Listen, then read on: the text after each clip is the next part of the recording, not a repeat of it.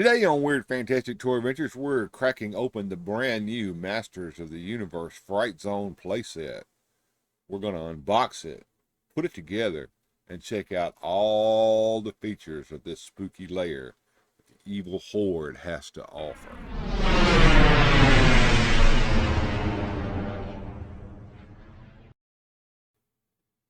But before we dig into this beast, let's roll back the clock a little. Because the Fright Zone has a history. It wasn't just some random tree fortress. Back in the day, it was Hordak's stronghold and one of the creepiest playsets in the entire Masters of the Universe line. So, this is where the Evil Horde hides out. The Fright Zone! You put it together, Fright Zone, He-Man, Hordak, and Man-at-Arms figures each sold separately. So nice of you to drop in for lunch. The Fright Zone!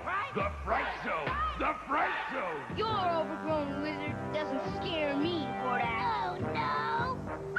The Fright Zone! The Fright Zone playset new from the Evil Horde and Masters of the Universe collection. Action figures each sold separately from Mattel. So hang tight. We'll unbox and build the Origins Fright Zone in just a minute. But first, let's talk about what the Fright Zone actually is and how it went from rubber puppet dragons and trapdoors in the 80s to the collector-grade dungeon we've got today. The Fright Zone is Hordak's Lair, the Evil Horde's dark counterpart to Skeletor's Snake Mountain. Whether it's a rocky, trap-laden cavern or a sprawling techno-fortress, depends on the version. But the heart of it remains the same. It's where Hordak commands his forces, houses his weapons, and plots his schemes. In short, it's Hordak's HQ, creepy, cagey, and full of peril. The Fright Zone entered the Masters of the Universe in 1985 as a smaller playset in the Evil Horde subline. It wasn't a massive base, just a rocky outcropping, a haunted tree with hooked branches, a tiny dungeon cell, and claw-like traps, and of course the infamous rubber beast monster, a dragon puppet that you operated with your hand. The concept dated all the way back to December 1983 and is called the Master's Villain playset. It already featured the key elements like the tree, cage, and some form of menace creeping nearby. Interestingly, the Fright Zone never appeared in the original He-Man cartoon Filmation created, a completely different, grander version instead. That version showed up in She-Ra, Princess of Power, featuring sprawling industrial areas, slime rooms, and factories. Not that mossy tree from the toy. In the 1987 Style Guide, it's described as such. Power. Ability to capture and consume the enemies of the Horde. The Fright Zone is the dreaded domain of the Evil Horde. Explorers loathe entering it. Few return, and those who do are haunted forever. The Fright Zone popped up in a ton of 1985 mini-comics, especially the Power of the Evil Horde, where it looked like the toy, but occasionally featured portals or obelisks, merging playset and fantasy. Take a look at the box art.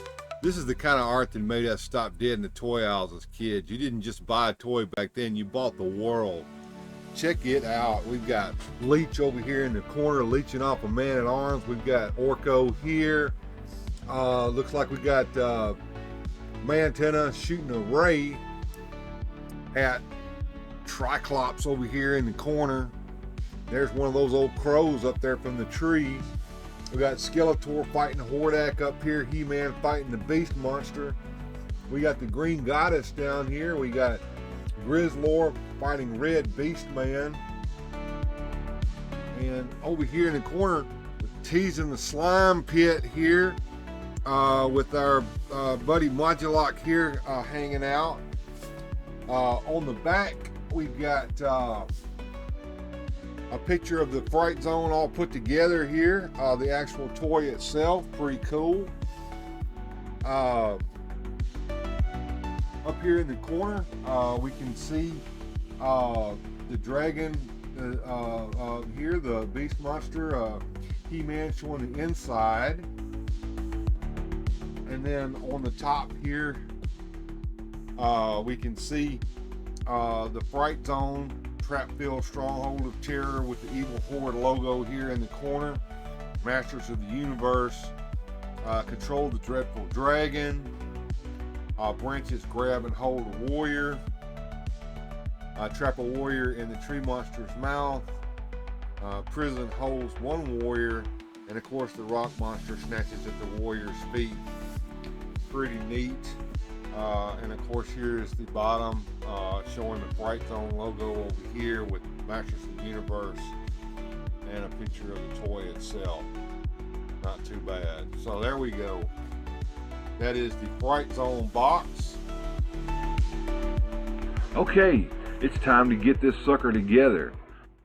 Let's get started.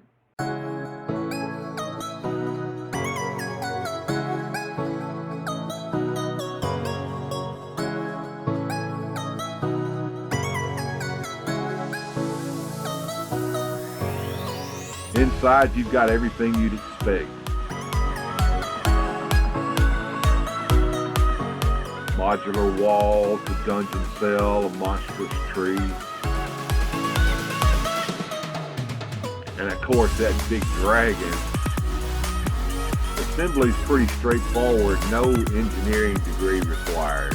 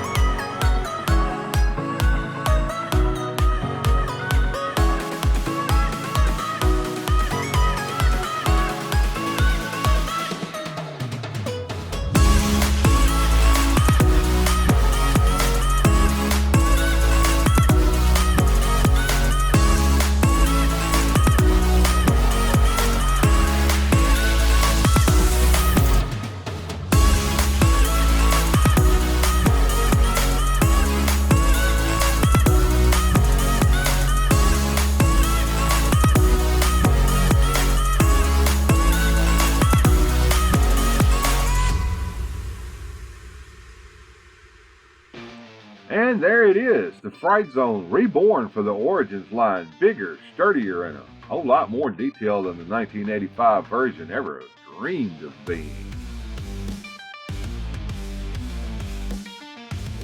And here it is, all put together, the Origins Fright Zone in all of its creepy glory. Up front you've got jagged rocks and fortress-like walls and that iconic gnarled tree up there reaching out with his wicked branches. This instantly screams Horde territory. And here's the major update. There's that beast monster. Back in 1985, this guy was just a hand puppet.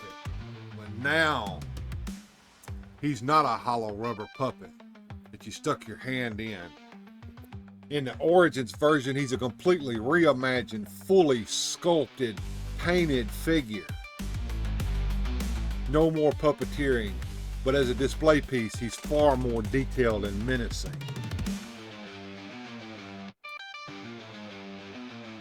Check out that articulated jaw. 6 legs. He's got articulation here in his tail. can even move around his neck. Yep, this is the new and improved beast monster for the Fright Zone. Inside the jail cell, of course, we have Buzz Off in here, so we can hold a figure in jail. That's pretty cool. And then let's not forget the old tree up there, as we can see Hordak and Mantenna hanging out with that. We'll bring them down. Let's see what we can do with the tree. The tree's got articulated arms.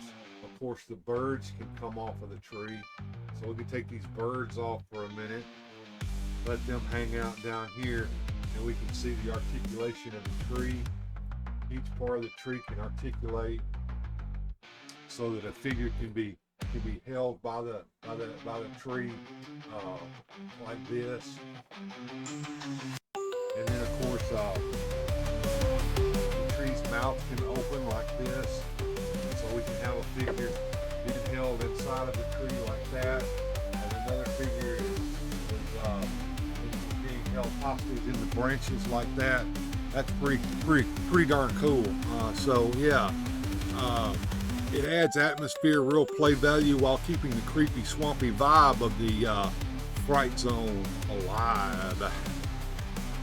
Then of course there's the trap. Let's not forget the rock monster trap down here. This is pretty cool too. If the figure gets trapped by the rock monster, it just closes in on him like that right there. It's pretty deadgum sweet, guys. So yeah, the rock monster trap is back. Like the original, you can spring it on unsuspecting figures, have the ground itself attack. It's a simple gimmick, but it adds a lot of fun and definitely keeps that 80s spirit intact. Now, I'm going to take it and move it around so that we can see the interior. That's pretty cool too, because that's what makes this set different from the old one. So we'll take some of the figures and put them aside for just a second, so that we can actually set up the interior. So the playset does have an interior. I'm going to put these birds back in place real quick. So the first thing you have to do is you have to take the ground section loose, and it just pops out pretty simply like this, and then we turn the whole thing around, and it's hinged, and just pull it around like that, bringing the tree into place, and then we'll just bring the ground in and pop it in place on the other side like this. And of course we'll take the jail cell out. It just pops loose like this, and we can just turn it around, put it into place on the inside like so. Now we have the inside set up, and we have Hordak's throne up here, so we can take old Hordak and we can have him sit up here on his throne like this. And of course the jail cell, we have to put somebody in jail. We'll put Man-at-Arms in jail. Go. And then we have this little section here, so that we can have a warrior trapped right here. We'll have T-Li trapped over here. And I guess we can have He-Man trapped by the rock monster right here. There we go. So there's the interior. As you can see over here on the side, there's a weapons rack for everything. So it's pretty cool, man. Between the sculpted rock monster, a dungeon cell, and creepy clawed tree, this is a faithful throwback to and a major upgrade. It captures the look, feel, and menace of the original while making it sturdier and more display worthy than ever, with this interior design that we never had before. I think that's pretty cool. But personally, I like to display it with the outside, so let's let's set it back up the way it was and give us the final shot here of it. So what's the verdict on the Masters of the Universe Origins Fright Zone? For me, this set really nails the balance between nostalgia and upgrade. The sculpted beast monster looks fantastic. The dungeon cell adds play and display options. The rock monster trap is back. And that creepy tree is still reaching out for its victims. It's a faithful recreation of the 1985 classic, but sturdier and way better suited for collectors today. Is it perfect? Well, not exactly. The lack of a puppet beast monster might disappoint some vintage purists. And it's a little more display oriented than the heavy playset, but as a modern update, it's easily one of the coolest Horde pieces Origins has put out so far.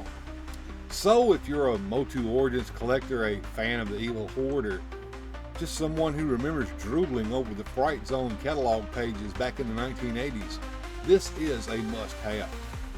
It's creepy, it's weird, and it looks fantastic on the shelf.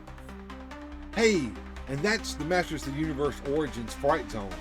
If you enjoyed this look back at one of Eternia's creepiest playsets, make sure to click over here and subscribe to the channel, or click over here to enjoy a brand new adventure here on Weird Fantastic Toy Adventures. Or better yet, just make sure to hit that like, subscribe, and share button. Share it with your fellow MOTU fans and let them see what we're doing here on Weird Fantastic Toy Adventures. And remember, keep on collecting and stay fantastic. We'll see you next time on Weird Fantastic Toy Adventures.